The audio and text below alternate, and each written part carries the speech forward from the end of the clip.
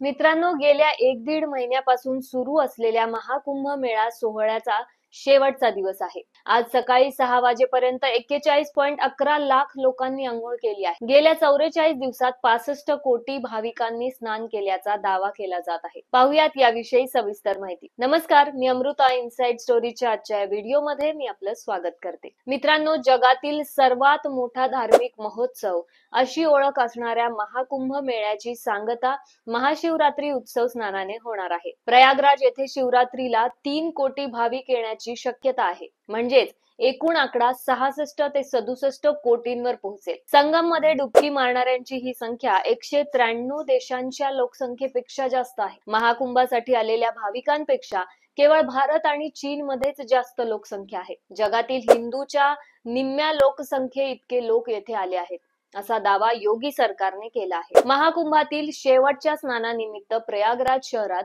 25 फेब्रुवारीच्या संध्याकाळपासून वाहनांना प्रवेश बंदी करण्यात आली आहे. रात्रीपासून संगमाकडे जाणाऱ्या रस्त्यांवर मोठी गर्दी असते. संगम घाटावर स्नान केल्यानंतर तेथे गर्दी होऊ नये यासाठी भाविकांना घाट रिकामा करण्यात आला आहे. उत्तर प्रदेशचे मुख्यमंत्री योगी आदित्यनाथ यांनी महाशिवरात्रीला त्रिवेणी संगमात स्नान करण्यासाठी आलेल्या भाविकांचं अभिनंदन केलं, तसंच शुभेच्छाही दिल्या. आज महाकुंभ नगरीत 2 कोटी भाविक येण्याची शक्यता आहे.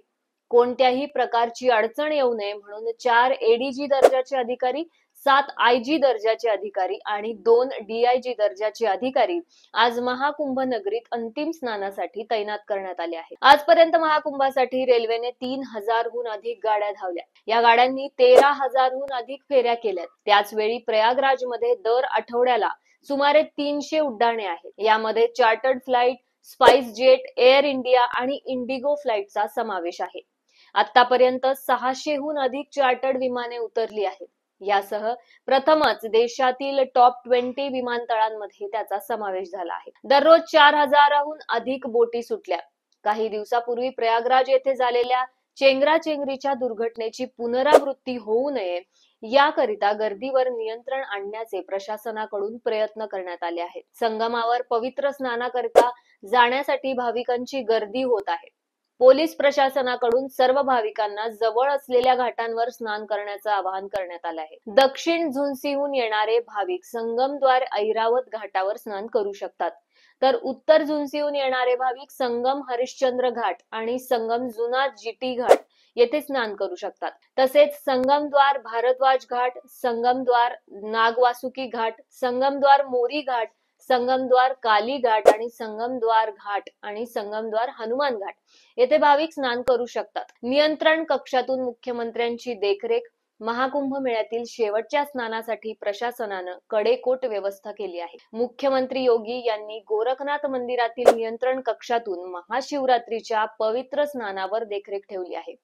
जिल्हा दंडाधिकारी रवींद्र कुमार मांदड यांच्या माहितीनुसार रेल्वे, विमानतळ, खासगी वाहने तसेच रस्ते मार्गाने मोठ्या संख्येने भाविक संगम शहरात पोहोचत आहेत. गर्दीचं व्यवस्थापन करणं ही प्रशासनासाठी सर्वात आव्हानात्मक बाब आहे. महाकुंभ मेळ्याचे डीआयजी वैभव कृष्णा यांनी माध्यमांना सांगितलं, प्रशासनाकडून गर्दीवर प्रभावीपणे नियंत्रण ठेवण्यासाठी वेगवेगळ्या उपाययोजना करण्यात येत आहेत. महाकुंभ मेळाव्यात सर्वत्र परिस्थिती नियंत्रणात आहे. गर्दी आणि वाहतूक व्यवस्थापनासाठी सर्व पोटून पूल बंद करण्यात आले आहेत. त्याचवेळी प्रयागराजला जाणाऱ्या 7 प्रमुख मार्गांवर आयपीएस दर्जाचे अधिकारी तैनात करण्यात आले आहेत. वाहने फक्त राखून ठेवलेल्या जागांवर लावण्यात येतील अशी खबरदारी घेतली जात आहे.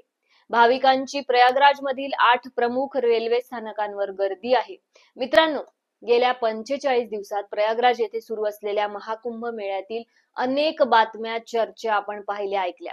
त्याबरोबरच अनेक लोक व्हायरलही झाले, हेही आपण पाहिलं.